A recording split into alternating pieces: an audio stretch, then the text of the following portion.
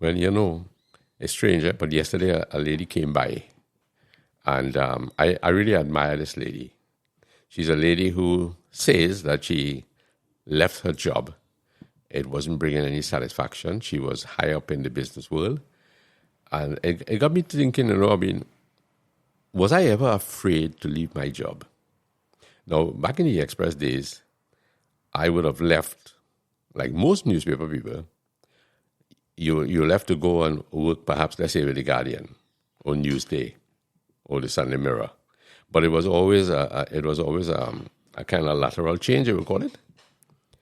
But this lady left her job to do something entirely out of her scope. And I believe that her hours of working were really long, and the domestic responsibilities were heavy. And they weighed heavy on her to the point where she felt there was no satisfaction in this work any longer. The traffic was bad, and the hours I working from, I'm working from, let's say, 8 in the morning to maybe 12 the next night because of whatever position she held. So then I decided, the question really for young people is, are you afraid to leave your job if you find it dissatisfying? And how do you know the circumstances are right to leave your job? Because you still have the financial support. Yes, but you see, when people get burnt out in a job, and the job is asking more of you than you are getting from the job, you get exhausted. So actually, it might be time to, throw the saddle on the horse and ride out, so to speak. I changed jobs when I was at the Express. I remember going to work with the Catholic News. But again, it was like a kind of lateral change, so it wasn't something brand new. Okay, so let's talk about then when you left your work as a journalist to become a truck driver, a transport contractor. Okay. But before I got to that place, I left the Express to go to the Catholic News. Then I left the Catholic News and I went to Imprint, a local publishing company, producing magazines and other things. And then I went back to the Express. And then in 1980, I felt I had had enough. It's time for me to move on. But leaving your job is a real mixed feeling. I remember I wrote out my resignation, and I went to Ken Gordon, managing director. And perhaps inside of me, if Ken had only stretched his hand out and said, "Lance boy, we want you to stay," I think I would have torn up that resignation. And I sat down in the chair facing him, and I said, "Mr. Gordon, here's my resignation." And he just reached across and he shook my hand and he said, "Good luck in your new venture." And I realized, boy, time for me to go. There's no place. Somebody said, when you are leaving a job and you go to your boss and you tell him, "Hey, I've had enough. It's time for me to move on," you are actually firing your boss. You're telling him that things didn't work too good for you. So you're actually quitting your job, but telling him, whatever failures I may have been presented with, this is it, brother. Perhaps you're partially responsible. Now he has got to go now to his superior and tell them, Lance is quitting the job, or James or John, they're quitting. And why? I guess that's why the EAP? Employees Assistance Program, right? I think that was a good feature that came into the business world. People got fired along the way in old days. And nobody wondered whether this person was really going through a difficult time at home, difficult time, financially. And then this question of why are so many people being fired?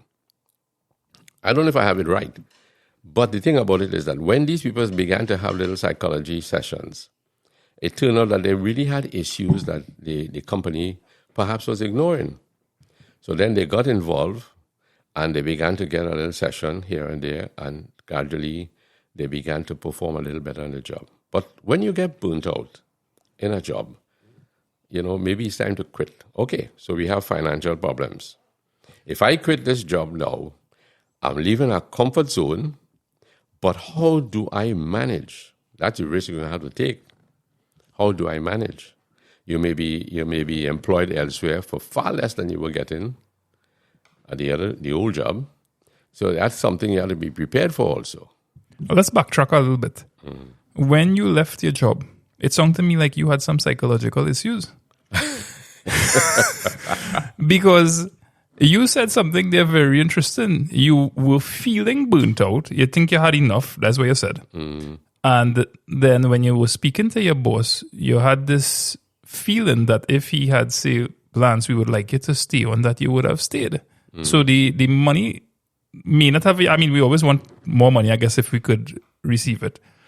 But the issue there wasn't necessarily the money for you, but it was you were feeling burnt out. And then finally, the lack of recognition on your employer's part. And then you make the decision to, then leave. So if you had access to, did you have access? Because to put things into perspective for the listener, my name is Lyndon Baptiste, and I'm speaking to my dad here. His name is Lance Baptiste. He's a writer, an old journalist, an old truck driver, and he came up by me this morning, and we're talking about meeting this lady that he mentioned previously and the fear of leaving your job and then making the decision and becoming burnt out and then going to... You leave as a consequence of it because your employer has not recognized you sufficiently. So do you suspect if you had access to an employment assistance program back in, what year this is, 1980, that you would have utilized a service like that? Or?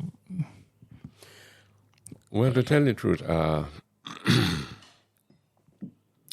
I was comfortable at the publishing company, but it was very demanding. Now, I'm not saying that I am running from responsibilities, but it was very demanding. And finally, I decided to take up an offer to work on the evening paper.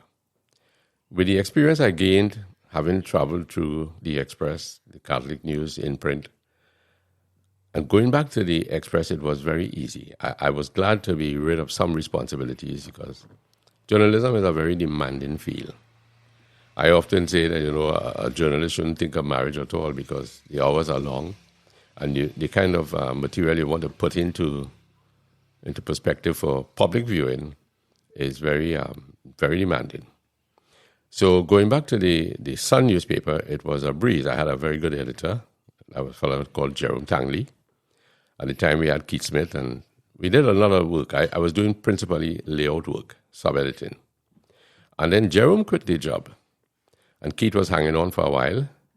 And then Mr. Gordon asked that I should assume the editorial responsibility. And I told him, I said, Mr. Gordon, I just left in print, and I would prefer just to be a sub-editor again.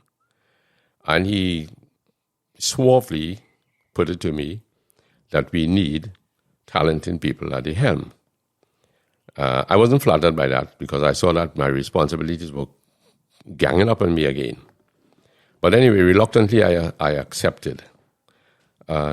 Sometimes, when you're a boss or you're in charge of a department, it's kind of difficult to harness those you work with. There were young staff. There was a young staff. And an evening paper actually should carry a lot of local content. But I don't know that I was getting the support to get local material. We might have been 24 pages at the time. It was tough to get local support. Strange enough, it was a young group. I remember Keith Anderson, Keithos. He was a cartoonist, and he was a great help to me, especially around Carnival time, doing all these caricatures of Calypsonians. And he and I had a real good teamwork going. But perhaps I was feeling that I was failing on the job. And I was getting burnt out at the thought that I was failing. there were things that we were supposed to do at the Sun newspaper. I remember that before Mr. Gordon went into politics, before he went into politics, they chose the Sun newspaper for certain content, like, improving the environment in Port of Spain, beautifying the Independence Square, Brian Lara Promenade. And I don't know whether I felt that was just, the paper was just being used. Let me see if I can explain this. Long ago, there was a show called Lou Grant. And Lou Grant was the editor of the paper. But he was not the owner of the paper. And a lot of the reporters and the photographers used to be excited about getting certain material out there. And then the management would come down and say, Mr. Grant, we don't want you publishing this. And I often felt that, it's tough to be an editor and you have this managerial restraint. And when this managerial restraint comes down, a journalist might feel hemmed in that he can't produce. And I guess that happens in every job. Whoever owns the business has the final say. So Lou Grant used to say, listen, friend, we work here for Mrs. So-and-so. We don't own the paper. And if she says this doesn't go in, it doesn't go in. And we talk a lot about freedom of the press. But sometimes, the owners of newspapers, there are connections that they don't want to upset. And every young journalist might feel a little, a little short-circuited in what you want to project. I don't know if I'm getting it across clearly to you. Well, you're feeling stifled by your job, the restrictions. Also, I don't know what role the paper may have been playing back then in terms of training you all. Because you mentioned that you felt that you were failing at your job. So you had a couple of things really working against you from the point of view of maybe a lack of training. I don't know what role. Would it doing a good job training you all up? No. We had no training. Back in 1967, when I joined the Express, it was a group of about maybe, let's say, 12. 12 of us, brand new, out, who had whatever literary expertise one carried then. But there was absolutely no training. You were thrown into the job. It was a fledgling newspaper that just came out. The Mirror had closed a little while. Businessmen had gotten together. And now they were producing the Express. And the Express actually is ex-pressmen who got together, backed by big business, and producing a newspaper that is called the Express. So it became like Express. Yeah. Okay? But there was no training really. Yeah, so you have a number of things working against you there. You're thrown into a job, you're figuring it out as you go along, and it is an exciting time for a company, because you're figuring it out. That's what you call it in the startup phases of the business. Right. But I get the impression, even from my own work experience, I've worked probably like about 8 or 9 places, and I can't think about, except for one, a lot of places that invested in me in terms of training and empowering me for the job. And then you suddenly also faced with this issue of a boss that probably has some political ambitions and like, what's the name of the guy? Lou Grant? Lou Grant. That you're restricted. And then I don't know what your financial situation might have been at the time, your children, you're losing out on your family. Even my own experience, we're in 2023 right now. Today is the 2nd of March, I believe. And last year, in 2022, when I went to Trinidad Mall to try and sell some of my books, I realized that if I was to do this for the length of time I had in mind, that I would be missing out a significant amount of effort with my children. And I stayed home. So yes, I missed the opportunity to do business with people, things that are necessary for you to say, hey, if I had left a job to do this, that I have to be supporting myself. So you had a number of things really working against you, and then that lack of interest, that kind of disconnected, I don't know what's the word, aloof reaction that you got from Ken Gordon when you spoke to him in terms of your experience and how you recounting it mentally. I could see you, wanting to leave the job And then the bigger thing in my mind is you leaving a job to go into an entirely different field that would perhaps be even more demanding, because you think about you work in the newspaper world, you go into an office, you're collaborating with people, you're probably dressed a certain way in your dashiki or whatever you used to wear. And then you're suddenly now on the road as a truck driver. And I'm really interested in talking to you about that part, just to jump ahead here, in terms of what that fear was like. Is it that when you went from journalism into trucking, because we have established some key points here. You're working in an industry, you're making lateral moves, but because of your lack of training, the teamwork, the support from management, that you become burnt out, a word that you will even hear people talking about in the creative, in the arts, right? And then suddenly you have this ambition to become an entrepreneur. You and mommy is only in my teenage years that when I put it into perspective and I say, wow, mommy and daddy is real business people. To go from, this shirt and pants type environment in the newspaper world to daddy driving his own truck, daddy thinking about getting loaders, going out there doing work. And maybe what was that experience like for you in terms of the fear of leaving journalism to go and work in an entirely different field that is going to demand more out of you physically? Well, to tell you the truth, I enjoyed the change. I like to exercise, and to me, I use the opportunity lifting boxes and pulling drums and throw. In those days, you went to many places that didn't have forklifts. So then you'll have to stack up some tires. And I remember as a young fellow walking down Nelson Street, Angostura had a place on Nelson Street. And I see these guys come with their big barrels, cask type, and they would stack tires on it, and they would drop the drums, and it rolls off. And I used to say, what a clever way. But I never knew years later I would be doing the same thing, And then the job offered a tremendous amount of freedom. I could plan my day. I could plan my routes that I had to take. I could interact. I think I interacted with more people. While you would have written something in the newspaper, and maybe the entire Trinidad or a portion of it would have read, I had more interaction when I got on the truck and I went out there to people and saw them. I saw their lifestyle. I understood some of their pressures that they were going through. And one of the things I really enjoyed in this country, I really enjoyed going to places where husbands and wives work together, especially in parts. People who had who sold vehicular items, and I really enjoyed that. These people, some of them, I wouldn't say that they were brilliantly educated, but there was a drive in them to do this thing together. And the harmony between a husband and wife running a parts place. And then I picked up with some important mechanics. I could call one name Mac. Mac used to work in the central area. And talk about Mac in the context of the topic here today, which is the fear of leaving your job and even his own experience. Yes. Mac was working with a cleaning outfit, right?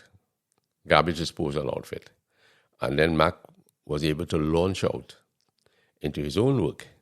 And he had somewhere in the back of Caripichima there, he had his mechanic shop. And I found him to be a very helpful man. And he was innovative. If you had, like, for instance, the Nissan truck would have presented a problem here and there, and Mac could take something and make it as good as the original, and lasting perhaps even better than the original. So I really, I love Mac's work. But Mac was the kind of fellow who was, if you were loyal to him and you expected him to help you, bet your money, Mac would support you all the way. I remember once I shut down in Valsin area. I called Mac, and Mac was way down in Faisabad. But we had developed more than a mechanic-customer relationship. Mac used to come home, he and his wife and grandkids, and they would be there for our New Year's party. So it was a relationship that was developed. Now you see how much different it is to the Express, because now I am meeting people out there. I become part of their lives, and therefore I'm enjoying camaraderie that goes beyond just the colleague aspect of things. And Mac, in a little while, came up from Faizabad and put me back on the road. And, unfortunately, he's passed on, but I try to keep in touch with his family. So going out there was really a treat. I got to know my country a lot better. And the funny thing about it is, your mother said when she was young, she wanted to marry somebody who knew this country and who could drive her around and take her around. And here I was learning this country, right? And later on, we'll pack everybody into the car. You came along, and then there were 4 of you in the car, plus Mommy and I. And we would go out, spend time out together. I had a very good helper on the truck. I can't ignore him, Franklin Keaton. He was an excellent addition to my life. Yeah, Franklin's a good guy, and Franklin lived with us for a number of years and was another big brother. So, Franklin Keaton, if you're listening to this, I hope you're doing well, you and your family. Yeah. And what about the fear of retirement?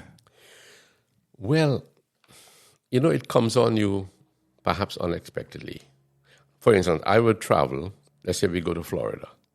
And there would be the odd time I'd be watching trucks along the road, and suddenly my mind swing back, hey, if I was back home now, I'd probably be heading down to Trinidad, via Point 14 area, and passing through all those lovely areas like San Fernando, La Brea, West Sydney, Vance River, something that was dear to my heart. But the time came when I traveled and no longer felt I could continue. And I'll tell you the last day when it happened. Louise was still at work. Was she? No, she had retired. How old were you? Back in 2012, actually. So I'll be what? 63, maybe? 63. I will be 63.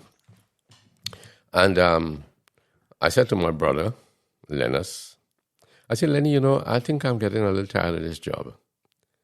And I think it's time for me to quit, to face retirement. And of course, he was 9 years older than me, so he had already been about 71. But he was my assistant on the truck, all right? Company, you could say. Oh yeah, I remember some good days going to work with you and Uncle Lennis, sitting between both of you all and driving through different parts of Trinidad and Tobago. Yeah. Uncle Lennis always, looking out the window and, hey, what you doing there, boy? Always harassing somebody on the road. Yeah. Oh gosh, listen. I remember taking Liba one day to work with me.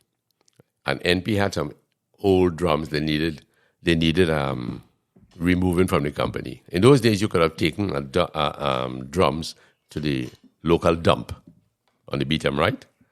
And she thought that she was going to go out into the country driving with me. And here I am making about 6 or 7 trips of over 60-something drums, each trip going to the dump.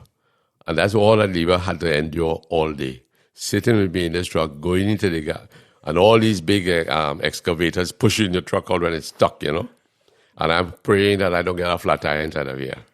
And then when you will be driving down the highway, coming towards the dump, these guys in the Beetham, they have a way of, approaching your truck.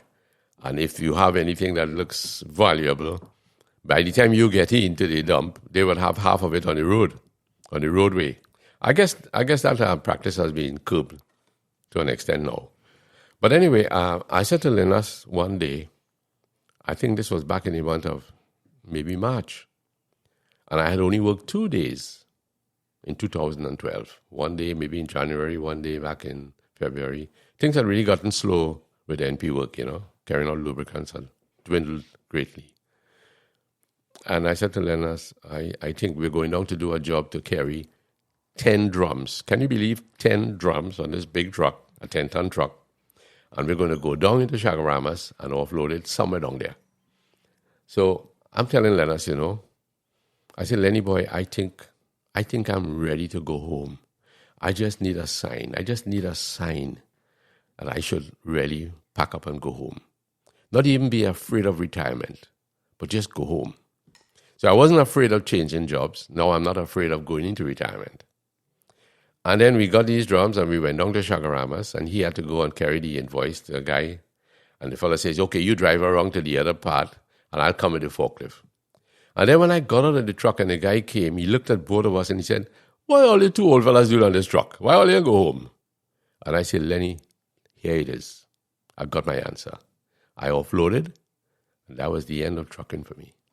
That was the last day on the job? That was the last day on the job, back in March. So I went into retirement, and now Louise and I, we really enjoy our retirement. And you're employed full-time as a YouTuber? Well. but just to backtrack a little bit, and to come back to retirement and your work on YouTube, it is fantastic when I think about the role of your truck in our community in Trinity. To go back even a little further, when you were talking about the Express and the support from management, training, and I have never realized it until this moment, how much of a training ground in the 1990s your truck was to our community. And when I say your truck, I mean you and mommy together as a couple with business ambition, getting this contract with NP. And there was a bunch of different boys growing up in our area who would have been teenagers at the point in time. I could think about maybe perhaps almost call the names of some of the little fellas who were teenagers from the area in Trinity and work on that truck. And you'll probably realize that about 18 out of the 20 at some point in time worked with you. For instance, I'll call some names and you tell me if they ever worked with you, right? Okay, good. Did Frankie from 4th Street ever work with you? Even one day, I am pretty sure Frankie went to work with you already. Perhaps. What about Derek? Derek did. Derek? He was a great help. Yeah, he is now a prosperous mechanic, doing excellent work. Yes. Navin. Yes. Roger. Ricky. Yes. Maybe even Brent Pierre. Perhaps. Would have worked out there. I know fellas who I get dropped to school with our truck already. I work with you for a number of years straight out of CXC. Lasana did too. Yes. Alan Pedro. Perhaps. I show Alan Pedro make a one run with you. In fact, one of the Finley boys. The Finley boys work with you. Yeah, at least one. And it is fantastic, really. I never really think about it from a community development point of view. When somebody leaves a job to pursue something on their own, just like that woman who checked you, and there probably is some neighbor or there's some niece or nephew that could draw inspiration from the work that you're doing.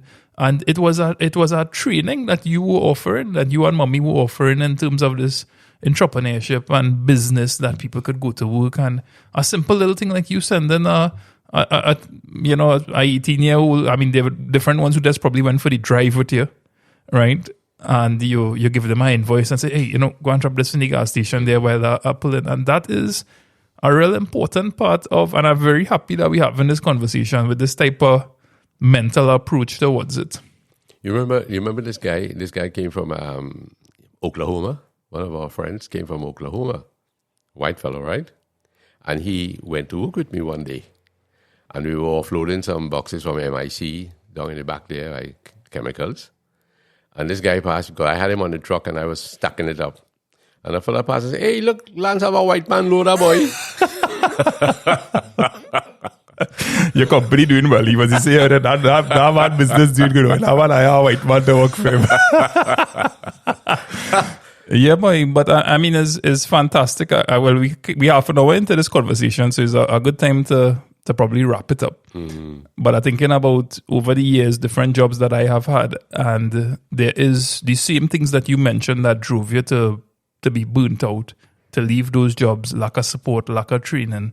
I have walked away from a number of jobs in connection with that. One of my very first job where the people were very good to me one of the reasons that I walked away from that job was because of the internal politics. Simple little things. And I remember distinctly looking at some of the people working there, and they were a little bit older than me, a lot older. They were people perhaps up in their 50s, heading towards that retirement age. And because there were little, disagreements, I had this fear as a young person that I don't want to grow old in this place. Mm-hmm. And it was for me, it was a fear of remaining, not a fear of leaving. It was a fear of remaining. So, Lance Baptiste, thank you very much for your time and the conversation. I thoroughly enjoyed it. And in closing, what words of encouragement you would give to someone who wants to leave their job? Well, start thinking about self-employment. Look for something that you might be good at. Might be, you're able to start small and grow. There's a lot of work out there, but you've got to be humble. You got to make some humble strides before you get to the top. And I think it's crucial from my own experience to know that your passions, the things that you want to pursue, chances are if you're really enjoying it, that you will be able to find the time while you're working, while you have a source of income coming in, that you could pursue it and see if it is that this thing that I am passionate about and I think I could turn around that dollar with, that you will have the time to do it because you love it. So you're pursuing it simultaneously until you see that it could sustain itself, because I guess one of the biggest fears, particularly if you have kids, is that you will leave your job and, suddenly is a flop. But reading recently, the guy said something in a book. He said, there is no failure. There is only results. And a result may not be favorable, but you learn perhaps what not to do next time. That's right. So I enjoyed this conversation, Dad. Thank you very much, my son. Take care.